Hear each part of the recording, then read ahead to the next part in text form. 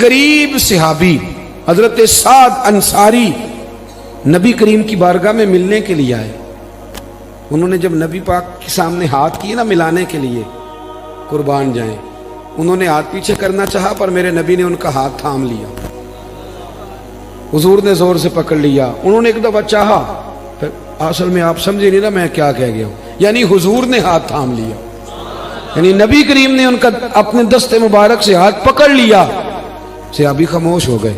حضور نے پھر ان کا ہاتھ کھولا، فرمایا یہ کیا ہے؟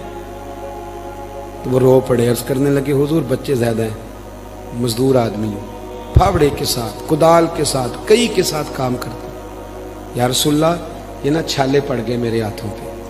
حضرت عبد الرحمن ابن عوف کہتے ہیں کائنات نے، دھرتی نے وہ نظارہ بھی دیکھا کہ جس رسول کے قدم چومنے کے لیے جبریل جھکے، اس محبوب نے مزدور کا ہاتھ چومنا شروع کر دیا. فرماتے ہیں غریبی کو وہ عزت ملی کہ میرا بھی دل کرتا تھا غریب ہو جاؤں، دل کرتا تھا.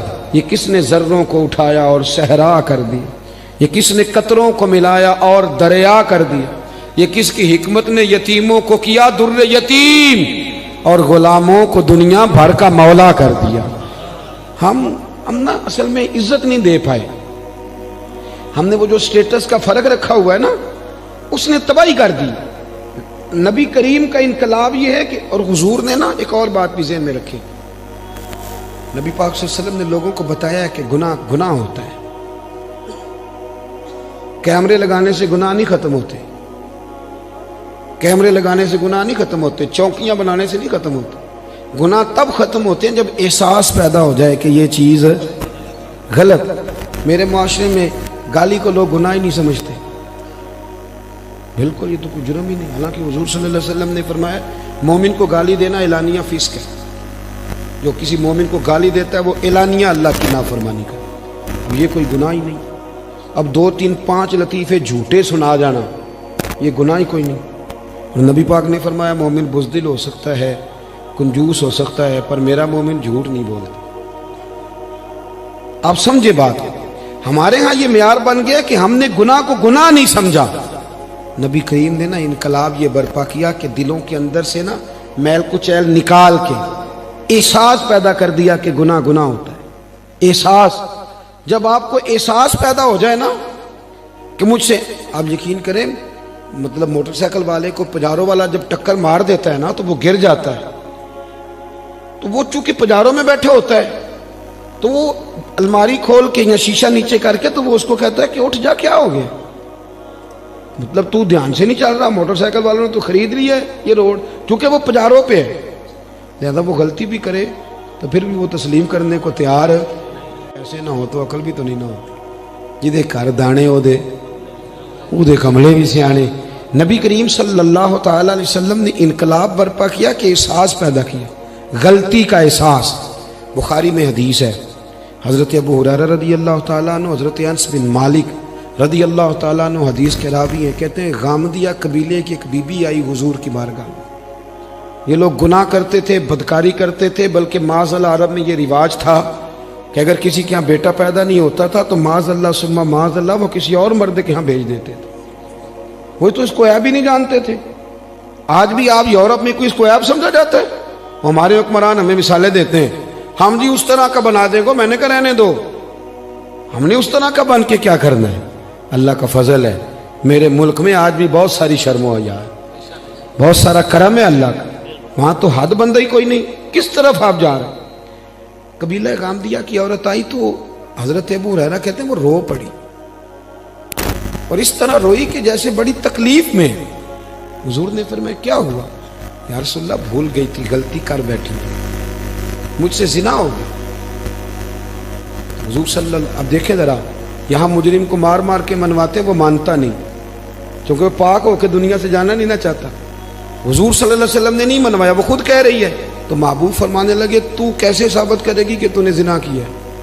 یعنی مجرم کو ثابت کرنا پڑ گا. تو عرض کرنے لگی حضور میرے پیٹ میں ناجائز بچہ ہے. حضور نے فرمایا واپس جا، کہ بچہ پیدا ہو جائے تو پھر آنا، گویا غلطی تیری ہے، تیرے بچے کی تو نہیں ہے. 8 9 ماہ کے بعد دوبارہ آئی تو پھول سا بیٹا گود میں. آ کے کہنے لگی کوئی 2 سپاہی نہیں حضور نے بھیجے کہ دھیان رکھنا بھاگ نہ جائے. حضور کی نورانیت کا کمال یہ ہے کہ احساس پیدا کر دیا کہ گناہ ہوتا ہے، غلطی ہوتی، احساس پیدا کیا۔ وہ آئی، یا رسول اللہ یہ بچہ ہے، نبی پاک صلی اللہ علیہ وسلم نے فرمایا اس کو لے جاؤ واپس اور دودھ پلاؤ، جب روٹی کھانے کے قابل ہو جائے پھر آنا۔ وہ گئی، 2 سال کے بعد آئی تو بچے کے ہاتھ میں روٹی کا ٹکڑا تھا اور رو پڑی۔ صاحب کنز الاموال نے لکھا رو پڑی اور عرض کرنے لگی یا رسول اللہ مجھے پاک کر دیں، حضور مجھے ساری رات نیند نہیں آتی، میں رو کے وقت گزارتی ہوں کہ اس حال میں مر گئی تو میں اللہ کی بارگاہ میں کیا منہ لے کے جاؤں، حضور مہربانی فرمائیں۔ یار یہاں لوگوں کو شعور ہی نہیں ہے، بڑے بڑے جرم لوگ اپنی چادر کے نیچے چھپائے پھرتے ہیں، پر احساس نہیں کہ ہم کسی طریقے سے اللہ رسول سے معافی لے لیں۔ یہ وہ انقلاب ہے جو میلاد والے رسول نے برپا کر دیا۔ اللہ اکبر۔ حضور نے ایک بچہ لے کے ایک صحابی کو دیا، فرمایا اس کی پرورش کرنا، اور پھر حضور نے لوگوں سے کہا کہ اسے پتھر مارو، اور مار مار کے سنسار کر دیا۔ حضرت انس بن مالک کہتے ہیں اسے پتھر لگ رہے تھے اور نبی پاک بے چینی کے ساتھ اندر ٹہل رہے تھے۔ جب اس کا انتقال ہو گیا تو نبی کریم علیہ السلام کو آ کے بتایا گیا حضور انتقال کر گئی۔ آپ فرماتے ہیں کہ کمال اس کے آگے ہوئی جب نبی کریم نے فرمایا جاؤ اسے غسل دو، کفن پہناؤ، جنازہ تیار ہو جائے تو مجھے خبر کرنا۔ کہتے ہیں جنازہ تیار ہوا تو محبوب فرمانے لگے صفے بناؤ بھائی میں خود جنازہ پڑھاؤں گا۔ بعد مرن دے مکھڑا میرا ہو جاوے جے تازہ، پھر سمجھ لینا محبوب میرے نے آن پڑھے ہے جنازہ۔ فرمایا صفے بناؤ میں جنازہ پڑھاتا۔ حضور نے جنازہ پڑھایا تو حضرت انس بن مالک رضی اللہ تعالیٰ عنہ فرماتے ہیں جتنی دیر میں اونٹ ذبح کر کے کھال اتار کے گوشت بنا کے تقسیم کیا جاتا ہے اتنی دیر نبی پاک اس کے لیے دعائیں مانگتے رہے۔ ایک صحابی کی زبان سے نکلا یا رسول اللہ اس کے لیے جس نے ناجائز بچہ جنا ہے؟ حضور فرمانے لگے خاموش ہو جا، تو نے اس کا گناہ دیکھا ہے، اس کی توبہ نہیں دیکھی، اس کا احساس نہیں دیکھا، اس کے آنسو نہیں دیکھے؟ فرمایا اس نے تو ایسی شاندار توبہ کی ہے کہ اگر میں اپنی ساری امت میں بانٹ دوں تو اللہ سب کی بخشش فرما دے گا۔